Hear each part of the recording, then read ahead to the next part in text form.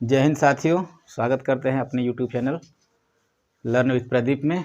और आज है परीक्षा की पूर्व संध्या है। ये अगले दिन पेपर है 22 तारीख को, यानी कि पेपर है यूपी बोर्ड का। जो पेपर कक्षा 10 और 12 का होने वाला है वो कल से है।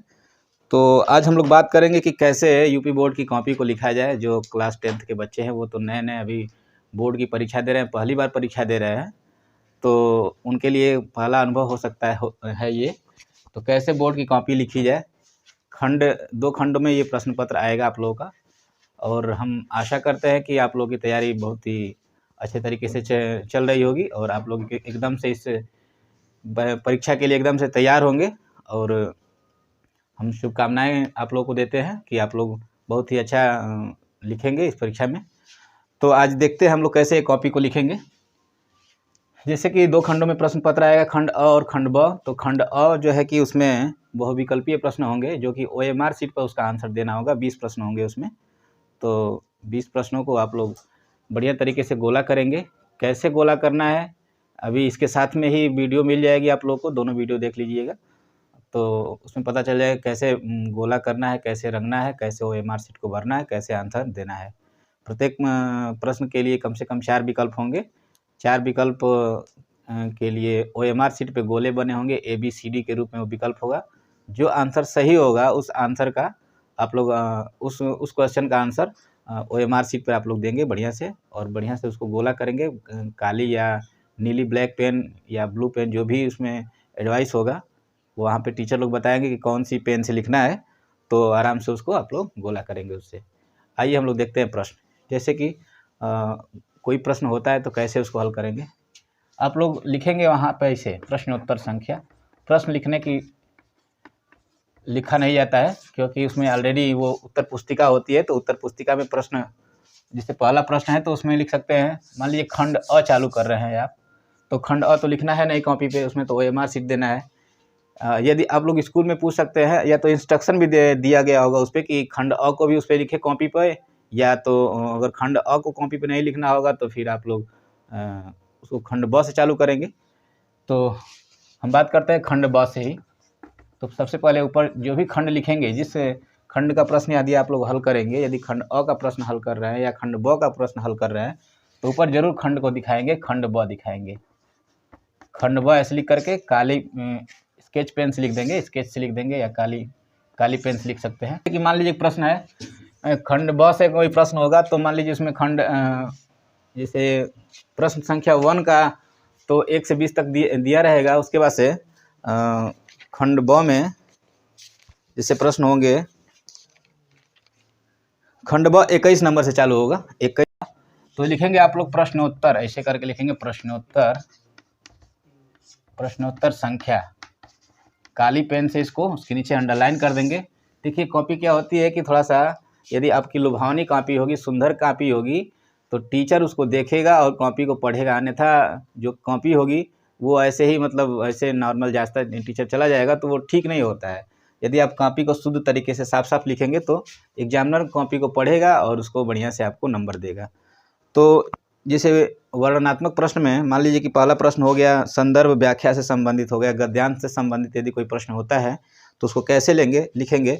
जैसे मान लीजिए कि कोई गद्यांश है उसमें दिया गया है, तो आपको गद्यांश लिखने की जरूरत नहीं है उसमें, क्योंकि ये उत्तर पुस्तिका होती है। तो उत्तर पुस्तिका में आप लोग प्रश्नों को लिखने की जरूरत नहीं है, केवल प्रश्न ही, वो उत्तर ही केवल इसमें लिखेंगे। तो प्रश्न उत्तर संख्या मान लीजिए कि 21 यानी 21 है, तो 21 लिख देंगे। और जैसे मान लीजिए कोई लिखा है, कोई प्रश्न है कि रेखांकित जो है उपयुक्त गद्यांश का संदर्भ सहित व्याख्या कीजिए, तो ऐसे आप लिखेंगे संदर्भ।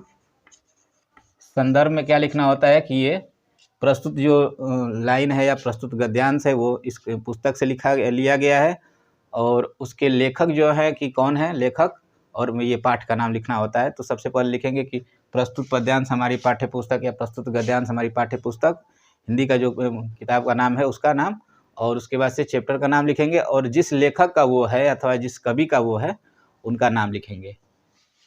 यहाँ पे फिर प्रसंग लिखेंगे। प्रसंग में होता है कि वो जो लाइन लिखी गई है या जो गद्यांश दिया गया है वो किसके बारे में है। प्रसंग का मतलब यही होता है कि किसके रेफरेंस में वो बात कही गई है, उसको आप लोग प्रसंग में लिखेंगे। उसके बाद से व्याख्यात्मक व्याख्या का टर्म आएगा। व्याख्या में लिखेंगे आप ऐसे, इसको नीचे अंडरलाइन कर देंगे थोड़ा सा, टीचर का नज़र वहाँ पे जाता है। यदि अंडरलाइन पार्ट होता है या उसमें स्केच पेन से यदि आप लिखते हैं तो वहाँ पे टीचर की नज़र जाती है, तो उसको समझता है टीचर कि हाँ यहाँ पे व्याख्या लिखा गया है। आप लोग यदि हो सके तो स्केच पेन का ही प्रयोग करें तो अच्छा रहेगा, और स्केच पेन को ज़्यादा दबा के न लिखें तो ठीक रहेगा, क्योंकि तो ज़्यादा भद्दा हो जाएगा तो वो भी ठीक नहीं लगती है। कॉपी के उस पार भी काला काला दिखाई देने लगता है, तो नॉर्मल ही इसको लिखेंगे तो ठीक रहेगा। तो यहाँ पे व्याख्या, यदि गद्य का प्रश्न है तो व्याख्या लिखने में यदि आपको गद्य बहुत कम आता है या उसके बारे में सही से आप विस्तार नहीं कर पाते हैं, तो थोड़ा बहुत यदि आप लोग 19-20 जोड़ करके शब्दों को, वाक्य को जोड़ करके, और जो गद्य में दिया गया है उसको ही केवल अगर लिख दें तो भी एग्जामिनर उसको गलत नहीं करेगा और नंबर आपको दे करके आगे निकल जाएगा। ठीक, यही प्रक्रिया पद्य में अपनानी है। लेकिन पद्य में अपनाने से पहले क्या है कि पद्य में जैसे ऐसे ही मान लीजिए कोई पद्य दे दे, कोई दोहा दे दे, तो इसे मैं उदाहरण लेता हूँ कि एक कोई प्रश्न मैं लेता हूँ, जैसे जो चाहत चटक न घटे, मैलो होई न मील, रज राजसु न छुआये नेह चिकने चित्त। ये प्रश्न है। यदि ये ऐसे पद्य के रूप में आ जाए, उसमें ऊपर इंस्ट्रक्शन दिया गया होगा कि 2 प्रश्न हैं, दोनों में से एक प्रश्न करना है, तो आप लोग केवल एक ही प्रश्न कीजिएगा। 2 प्रश्नों का उत्तर देने से कोई फ़ायदा है नहीं, क्योंकि यदि आप 2 प्रश्नों का उत्तर देते हैं तो केवल एक ही प्रश्न का उत्तर आपको नंबर मिलेगा। 2 प्रश्नों के उत्तर आपको जब वो नहीं नंबर नहीं मिलेंगे तो टाइम ही आपका बर्बाद होगा। तो यदि पद्यांश की बात करें तो पद्यांश में यही कोई आता है, कोई दोहा अथवा कोई चौपाई या जो भी कुछ भी आती है कविता वगैरह संबंधित। तो मान लीजिए कि मैं अभी पद्य आप लोगों के सामने बोला कि रज राजसु, तो ऐसे यदि पद्य की बात करें तो रज राजसु व्याख्या करनी है। प्रसंग, ये भी संदर्भ प्रसंग से संबंधित होगा, तो बीच में ऐसे डॉट डॉट करके और लास्ट में जो उसकी लास्ट दो शब्द होंगे उसको लिख देंगे। जैसे मान लीजिए कि लास्ट कोई शब्द, उसका शब्द है चिकने चित्त, यहाँ पे डॉट डॉट करके यहाँ पे चिकने चित्त लिख देंगे, चिकने चित्त। उसके बाद से यहाँ पे लिखेंगे संदर्भ। वही प्रक्रिया फिर कि प्रस्तुत पद्यांश, यदि पद्य होगा तो पद्य का मतलब कविता से संबंधित होता है, दोहा चौपाई कविता से संबंधित होता है, और गद्य का मतलब ऐसे लिखा होता है जो गद्य की किताब होती है उसमें केवल गद्य लिखा होता है, जैसे ऐसे कहानी वगैरह टाइप का होता है तो वो गद्य में होता है। पद्य का मतलब होता है जिसको गा सकते हैं उसको हम लोग पद्य बोलते हैं। तो संदर्भ लिखेंगे कि प्रस्तुत पद्यांश हमारी पाठ्य पुस्तक हिंदी की किताब का नाम लिख देंगे। उसके बाद से वो जिस पाठ से लिया गया है उस पाठ का नाम लिखेंगे, चैप्टर का नाम लिख देंगे। उसके बाद से जिस कवि अथवा जिस लेखक ने उसकी रचना की है उनका नाम लिख देंगे, वो हो जाएगा। उसके बाद से फिर प्रसंग की बारी आएगी, फिर प्रसंग लिखेंगे। प्रसंग में किस कॉन्टेक्स्ट में ये बात कही गई है, किस संदर्भ में बात कही गई है, मतलब उन लाइनों में क्या कहा गया है, किसके बारे में बताया गया है। ज़्यादा प्रसंग लिखने की ज़रूरत नहीं होती है, केवल 1 से 1.5 लाइन या 2 लाइन लिख सकते हैं मैक्सिमम। प्रसंग में बस इतना बात बताना होता है कि प्रस्तुत पंक्तियों में ये चीज़ कहा गया या इसके बारे में बताया गया या कवि ने प्रस्तुत पंक्तियों में ये बात कही है। उसके बाद से फिर व्याख्या की बारी आ जाएगी। तो यदि दोहा है तो व्याख्या में आपको उस दोहे का अर्थ लिखना होगा और उसके बारे में थोड़ा सा विस्तार करके और बताना होगा। कम से कम उसमें शब्द सीमा दिया रहेगा। 6 नंबर का प्रश्न है तो आशा करते हैं कि 80 शब्द या 100 शब्द होंगे, तो आप लोग उसका विशेष ख्याल करिएगा, यानी कि पूरा लिखते जाए तो समय आपका व्यर्थ होगा, तो कोई फ़ायदा नहीं होगा। अन्य प्रश्नों के लिए समय कम पड़ने लगेगा। अब बात करते हैं हम लोग निबंध कैसे लिखें। निबंध जो कि ये देखिए तरीका से लिखने पर एक तरीके से अच्छे तरीके से यदि आप लोग लिखते हैं तो बढ़िया नंबर कर पाएंगे, बढ़िया नंबर प्राप्त कर पाएंगे। और एक बात का और विशेष ध्यान दिया जाता है कि कोई प्रश्न यदि हम लोगों को नहीं आता है तो उसको, या मान लीजिए कि कोई प्रश्न आपको आ रहा है, पहला आ रहा है, दूसरा आ रहा है, तीसरा आ रहा है, उसके बाद से फिर 10वां 11वां 12वां आ रहा है, तो ऐसे उटपटांग नहीं लिखना है। आपको जो क्रम से प्रश्न आ रहे हैं वहाँ से प्रश्न लिखने की कोशिश करिएगा। उसके बाद से यदि आपको जो प्रश्न नहीं आ रहा फिर उसको भी लिखने का प्रयास करिएगा, उसको लिखिएगा। हाँ, किसी प्रश्न को परीक्षा में छोड़ने की कोशिश मत कीजिएगा कि ये प्रश्न आ ही नहीं रहा तो छोड़े नहीं, कुछ भी उसमें लिख के ज़रूर आइएगा। नहीं तो फिर अगर नहीं लिखेंगे तो फिर वैसे भी एग्जामिनर नंबर नहीं देगा, गलत होगा तो नंबर तो कटना ही है। तो कोशिश करिएगा कि उस प्रश्न को किसी तरीके से लिख ही दिया जाए, कुछ ना कुछ लिख ही दिया जाए, ताकि एग्जामिनर हो सकता है ऐसा मिल जाए तो जांच करके सही कापी वो नंबर दे देगा, कुछ नंबर तो दे ही देगा। तो इस बात का विशेष ध्यान दीजिएगा। हाँ, निबंध में बात करें हम लोग, निबंध में ऊपर ऐसे लिखेंगे आप लोग हेडिंग टाइप का, माने जो प्रश्न होगा प्रश्नोत्तर लिखेंगे ऊपर, प्रश्नोत्तर संख्या, जो भी प्रश्न होगा यहाँ पे, मान लीजिए कि यदि आपको 25 नंबर है तो 25 नंबर लिखेंगे, यहाँ पे 25 डाल देंगे, स्केच पेन से करेंगे। उसके बाद से निबंध, यहाँ पे निबंध लिख सकते हैं। किसके बारे में निबंध का जो शीर्षक है, मान लीजिए कि जनसंख्या नियंत्रण से संबंधित यदि टॉपिक है, जनसंख्या पे है, या भ्रष्टाचार से संबंधित यदि टॉपिक है, या पर्यावरण से संबंधित टॉपिक है, इन टॉपिक को आप लोग देख भी सकते हैं। परीक्षा के लिए काफ़ी ये महत्वपूर्ण टॉपिक होते हैं निबंध की दृष्टि से।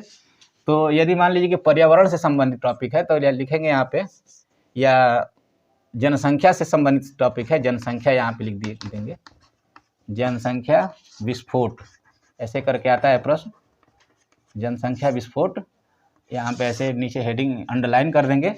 अब यहाँ पे लिखेंगे भूमिका, या थोड़ा सा एक और तरीका होता है लिखने का कि यहाँ पे आप लोग सबसे पहले वो दे दें कि आप क्या क्या लिखने वाले हैं, भूमिका में कौन सी बात को लिखने वाले हैं, हिंट्स जिसको बोला जाता है, या डायरेक्ट आप लोग प्रस्तावना ऐसे करके, प्रस्तावना या भूमिका, दोनों एक ही बात होती है, प्रस्तावना या भूमिका हेडिंग होना चाहिए आपका। पहला हेडिंग प्रस्तावना या भूमिका होना चाहिए। अब उसके बाद से जनसंख्या के बढ़ने से क्या नुकसान है, जनसंख्या क्यों बढ़ रही है तो उसके कारण लिख देंगे, और उसके बाद से उसके उपाय जो कि क्या हो सकते हैं उसको माने बचाव करने के लिए कि जनसंख्या कम हो, उसका आप लोग उल्लेख कर सकते हैं।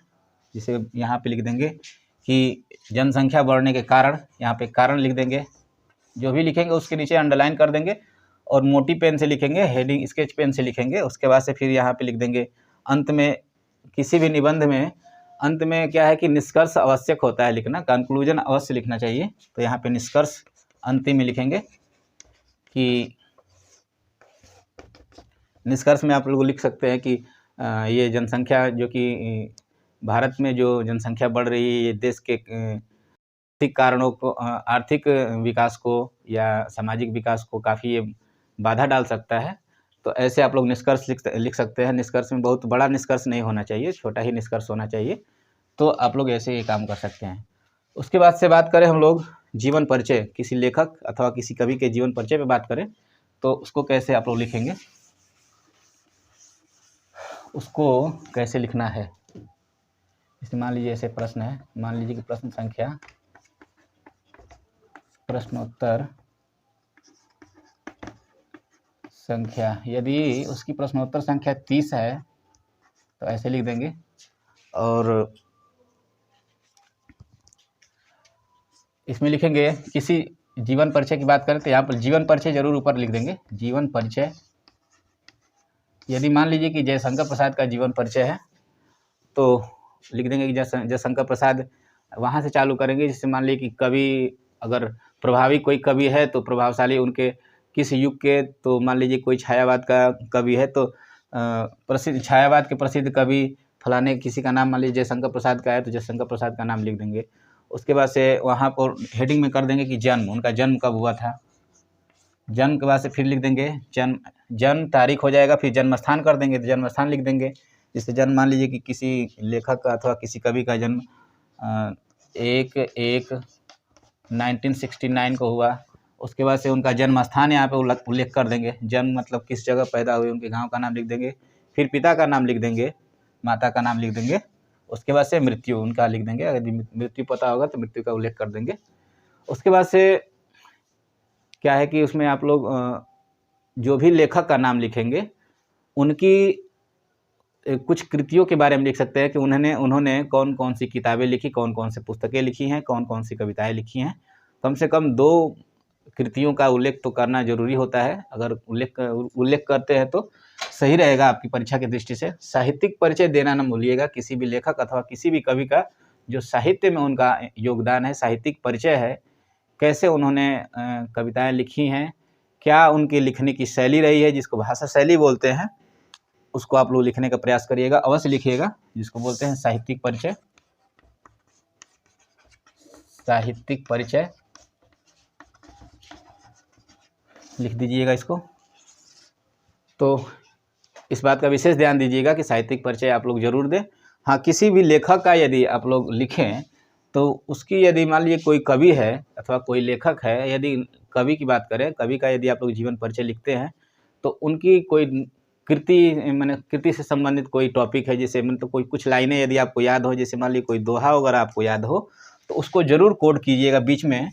साहित्यिक परिचय से पहले उसको ज़रूर कोड कीजिएगा। और कोड करने के लिए क्या होता है, जैसे मान लीजिए कि कॉपी आपकी हो गई, ये कॉपी हो गई तो यहाँ पे बीच में से लिखना होता है कोड करने के लिए। बीच में से मान लीजिए कि रहीमन धागा प्रेम का, ऐसे रहीमन धागा प्रेम का ऐसे करके पूरा इसको लिख करके फिर नीचे यहाँ तक लिखेंगे।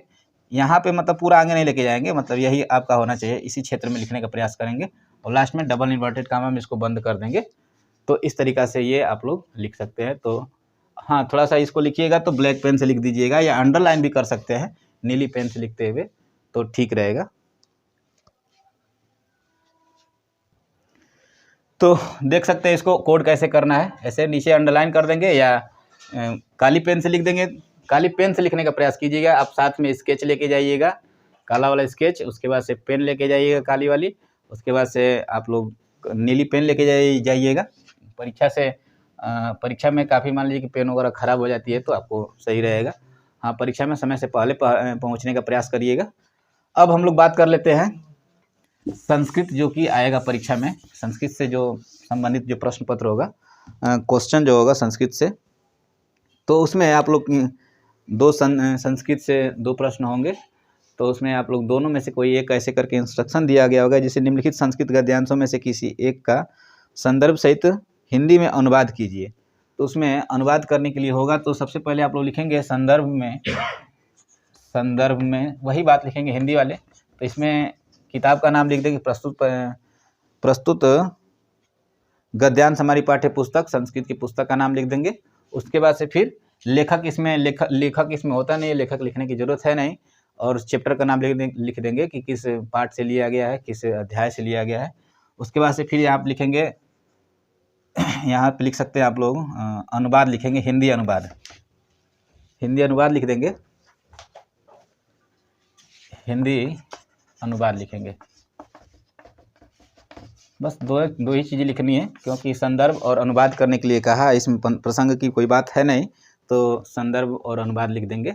उसके बाद से आप लोग जो अलंकार या मतलब जो व्याकरण से संबंधित जो प्रश्न होगा, जैसे जो काव्य सौंदर्य के तत्व होते हैं, तो बस वैसे ही हेडिंग करके आप लोग, जैसे मान लीजिए कि यमक अलंकार से कोई प्रश्न हो गया, यमक अलंकार ऐसे हेडिंग करके, संधि से संबंधित यदि कोई प्रश्न होगा तो संधि बस ऐसे हेडिंग करते हुए जाएंगे और लिखते चले जाएंगे।